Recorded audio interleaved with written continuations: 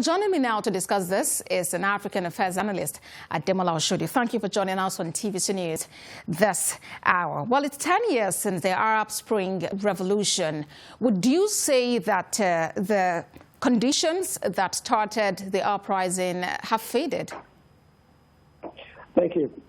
The conditions have definitely changed. The conditions that caused the uprising and eventual revolution that happened in about 4 or 5 states in North Africa and in the Middle East has not changed. In fact, in many cases, it's even worse. There's more of a repressive government in place.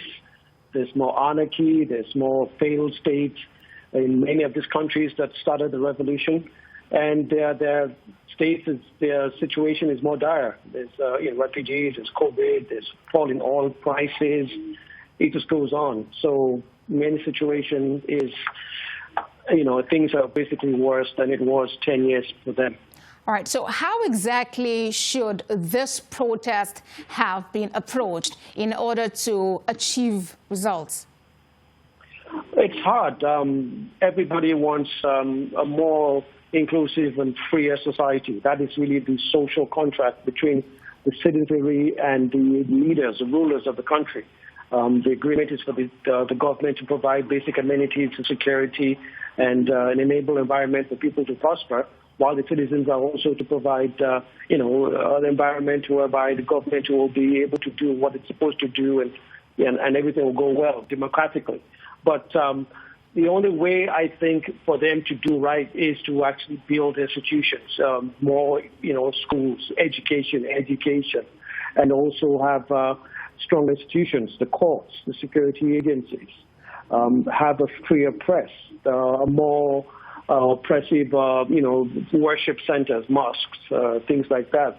Right. But it's very hard to actually change when things are really, really bad and the government is also equally as bad.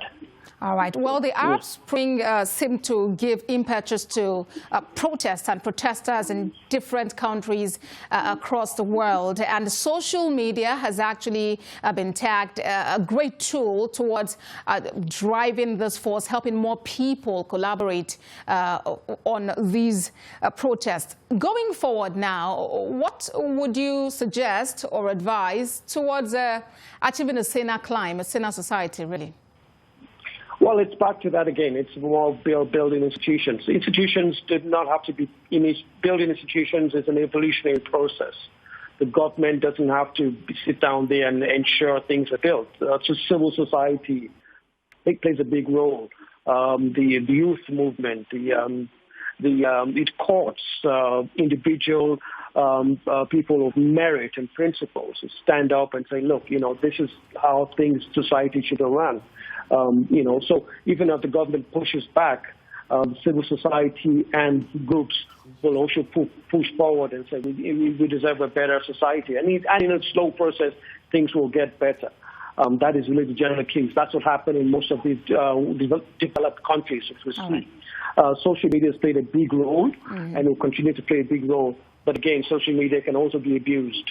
So it's important that incremental change happens, whether it's a push-pull, whether it's 2 steps forward, 1 step back.